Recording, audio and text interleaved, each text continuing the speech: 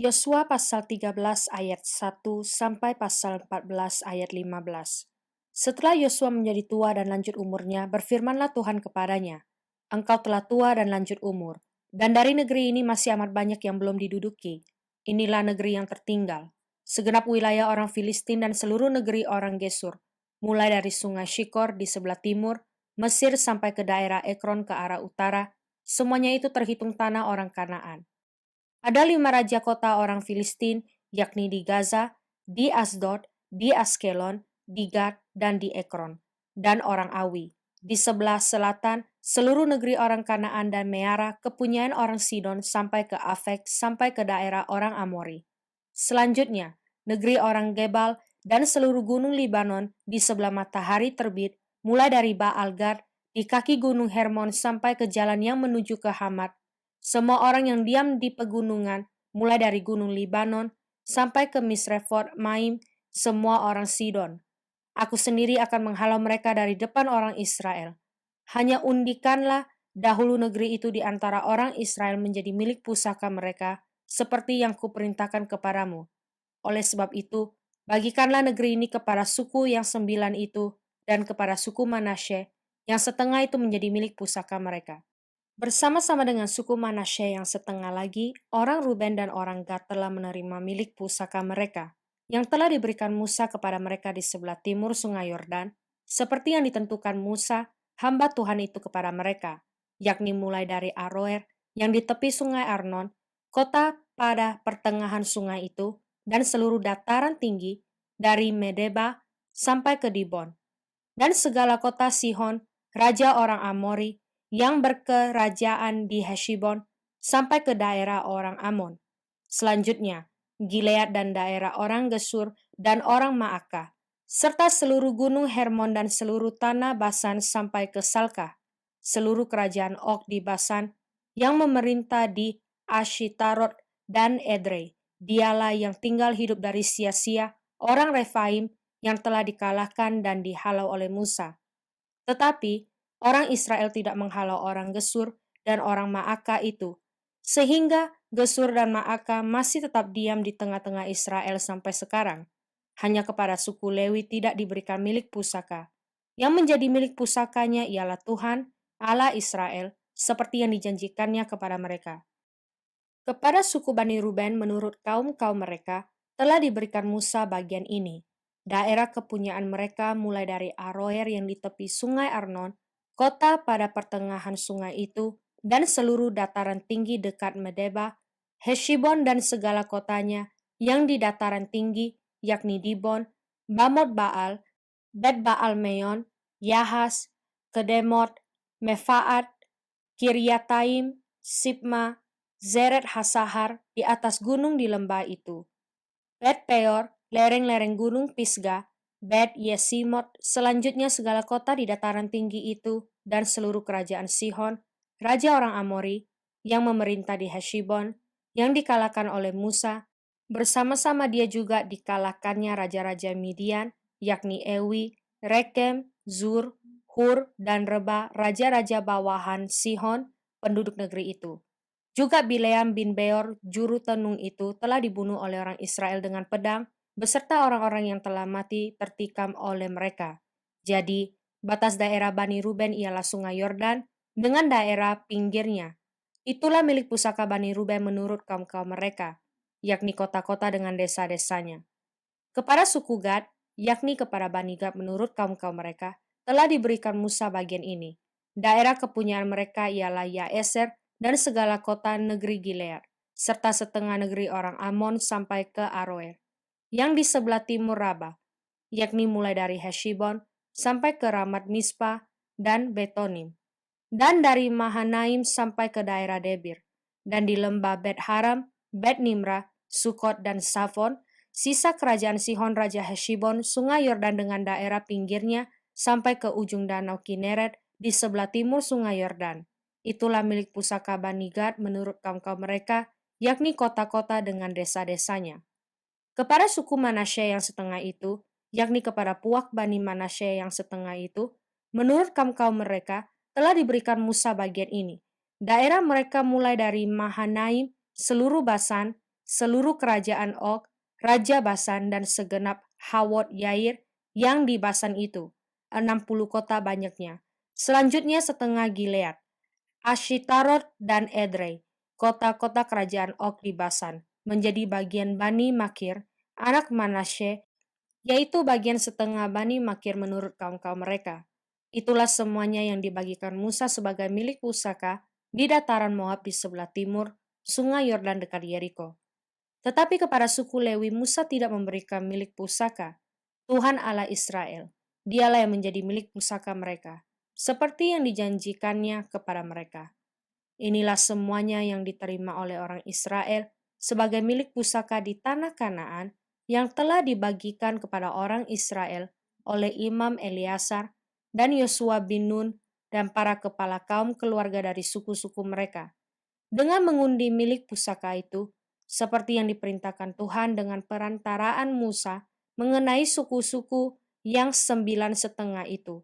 Sebab kepada suku-suku yang 2,5 lagi telah diberikan Musa milik pusaka di seberang sungai Yordan.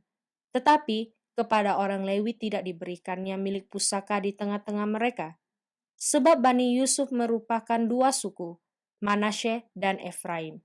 Maka kepada orang Lewi tidak diberikan bagiannya di negeri itu.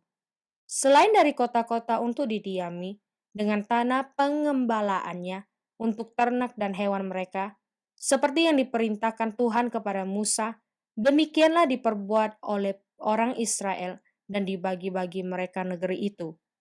Bani Yehuda datang menghadap Yosua di Gilgal. Pada waktu itu berkatalah Kaleb bin Yefune orang Kenas itu kepadanya, "Engkau tahu firman yang diucapkan Tuhan kepada Musa, abdi Allah itu, tentang aku dan tentang engkau di Kadesh Barnea.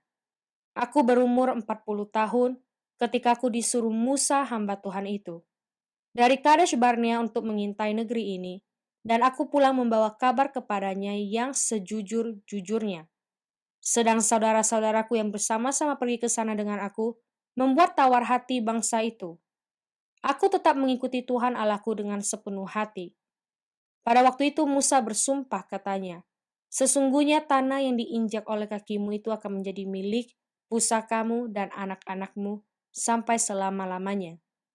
Sebab engkau tetap mengikuti Tuhan Allahku dengan sepenuh hati.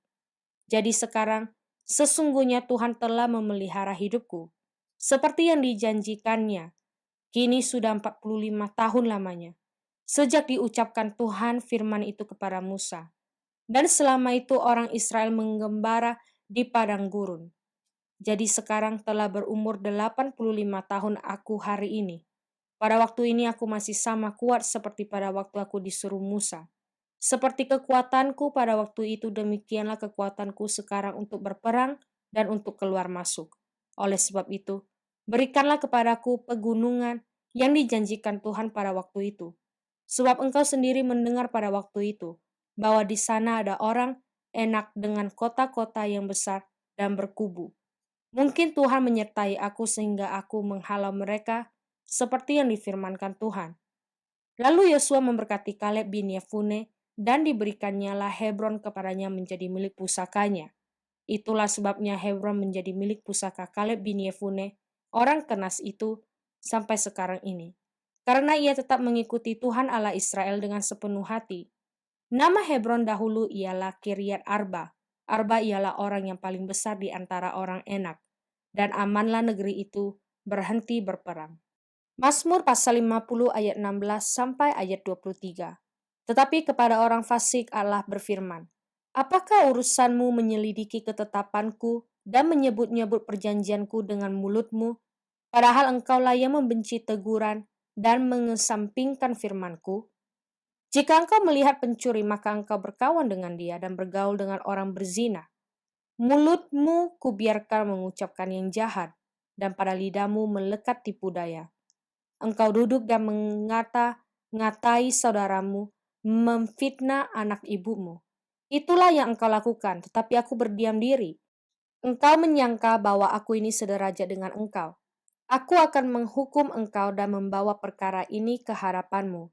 Perhatikanlah ini, hai kamu yang melupakan Allah, supaya jangan aku menerkam dan tidak ada yang melepaskan. Siapa yang mempersembahkan syukur sebagai korban, ia memuliakan aku. Siapa yang jujur jalannya, keselamatan yang dari Allah akan kuperlihatkan kepadanya. Amsal pasal 12 ayat 4 sampai ayat 5.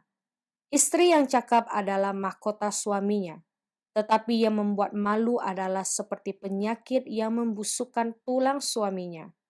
Rancangan orang benar adalah adil, tujuan orang fasik memperdaya. Lukas pasal 16 ayat 1 sampai ayat 18. Dan Yesus berkata kepada murid-muridnya, ada seorang kaya yang mempunyai seorang bendahara. Kepadanya disampaikan tuduhan bahwa bendahara itu menghamburkan miliknya.